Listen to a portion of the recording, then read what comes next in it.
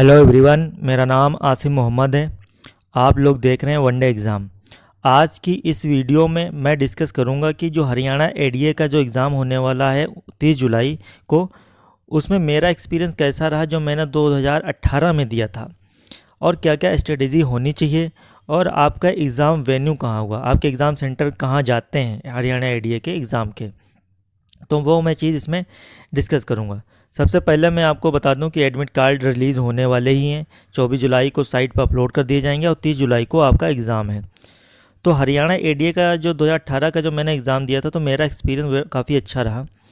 वो मेरी लाइफ का पहला ही एग्ज़ाम था और कुछ महीनों की प्रिपरेशन के दौरान ही मैंने वो एग्ज़ाम दिया था।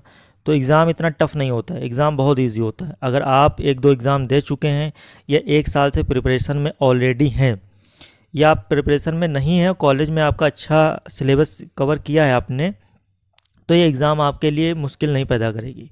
जब मैंने 2018 में एग्ज़ाम दिया था, तब 14,000 बच्चों ने एग्ज़ाम दिया था उस टाइम। ठीक है, तो ज़्यादा बच्चे भी उस टाइम नहीं थे। और दूसरी चीज़ में ये होता है कि जिनका रजिस्ट्रेशन होता है वही एग्ज़ाम दे सकते हैं। तो एक तो ये भी हो जाता है कि बच्चे छट जाते हैं इसमें। ठीक है, फ्रेशर जो ज़्यादा नहीं जा पाते हैं, जो पुराने हैं हमारे एस्पायरेंट वही जा पाते हैं। तो यही सब हरियाणा एडीए का। अब इसमें वन बाय आपको डिस्कस करेंगे कि क्या क्या स्ट्रेटजी होनी चाहिए, क्या क्या आपका अप्रोच होना चाहिए, इस एग्ज़ाम को कैसे आपको हैंडल करना है, तो उसको हम डिस्कस करते हैं। अच्छा, एग्ज़ाम वेन्यू की डिस्कस कर लेते हैं। बहुत लोग पूछ रहे हैं कि एग्ज़ाम वेन्यू कहाँ जाएगा, सेंटर कहाँ जाएगा। तो मैं आपको बता दूं क्लियर कि हरियाणा एडीए का एग्ज़ाम सिर्फ चंडीगढ़ में ही होता है। आपका चंडीगढ़ में किसी ना किसी सेक्टर में आपका एग्ज़ाम वेन्यू होगा। तो उसके लिए आप परेशान ना हो, आप जहाँ भी हों अपना टिकट विकट करवा लें चंडीगढ़ का।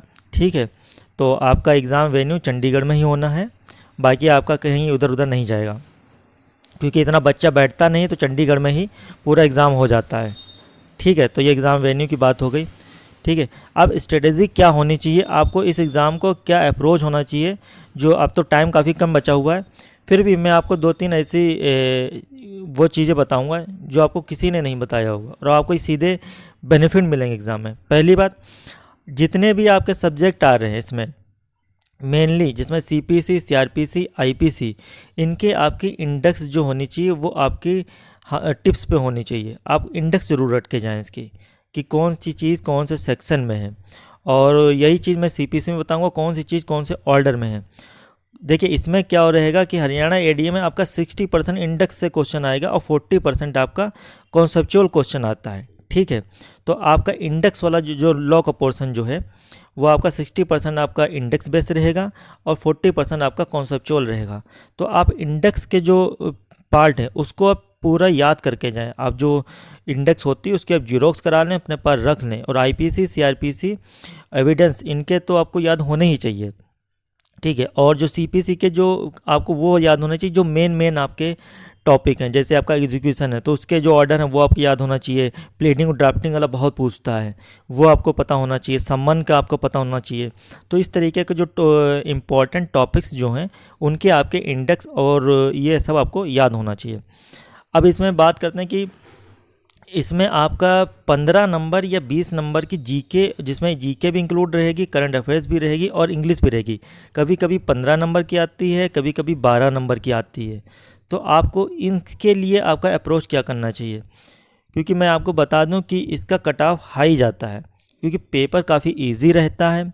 और 3 साल के मतलब जो इनका रजिस्ट्रेशन हो जाता है वही एग्ज़ाम देते हैं। तो इसलिए जो पुराना एस्पायरेंट होता है, जो मंझा हुआ खिलाड़ी, वही ये एग्ज़ाम देने जाता है। और वो अगर वो 2-3 बार एग्ज़ाम कोई जुडिशल सर्विस के दे चुका है, तो ये इसके लिए एडीए कोई एग्ज़ाम कोई खास उसका होता ही नहीं है, क्योंकि इसमें इतना ना कॉन्सेप्चुअल इतना पूछता है और ना इतना जीके पूछता है। तो जीके भी आपको वो तैयार करनी है जो आपकी मिसलेनियस जीके हो, ना कि आप ज्योग्राफी रटे पड़े हैं, इन हिस्ट्री रटे पड़े हैं पूरी पूरी। ठीक है, पॉलिटी रटे पड़े हैं, वो आपको पढ़ने की इसमें कोई ज़रूरत नहीं है। आप हिस्ट्री के बेसिकली जो मेन टॉपिक्स होते हैं, जैसे पूछ लिया कि चंपारण सत्याग्रह किस सन में हुआ। ठीक है, बहुत बेसिक से क्वेश्चन। वो अगर आप कोई के आपके पास कोई अगर जीके की बुक हो जिसमें मिसलिनियस जीके का पोर्शन होता है, जो पीछे होता है, बहुत लूसेंट में पीछे होता है मिसलिनियस जीके का, उसमें से भी आ जाता है कभी कभी। ठीक है, हिस्ट्री के क्वेश्चन तो आपको इंडियन नेशनल मूवमेंट के जो इम्पोर्टेंट 100-200 कहीं अगर आपको एमसीक्यू मिल जाए वही लगा लें तो वही काफ़ी रहेंगे, ठीक है।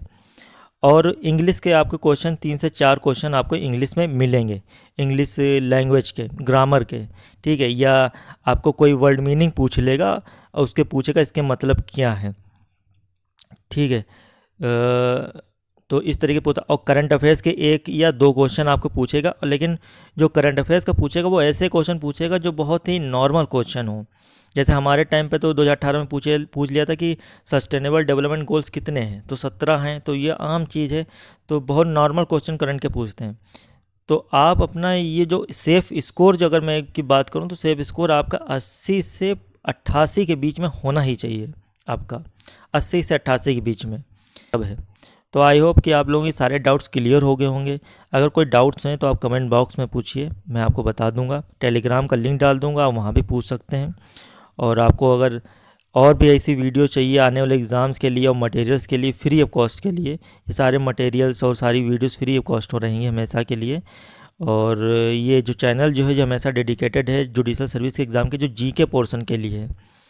और मैंने जो एग्ज़ाम दिए हैं, मैं उसका जो एक्सपीरियंस है, हो सकता मेरे एक्सपीरियंस से आपको कुछ फ़ायदा हो, तो ये इसीलिए चैनल बनाया गया। सही लगे तो आपको सब्सक्राइब करें, शेयर करें, नहीं करेंगे तब भी कोई दिक्कत नहीं है, ठीक है। Thank you so much for watching my YouTube channel.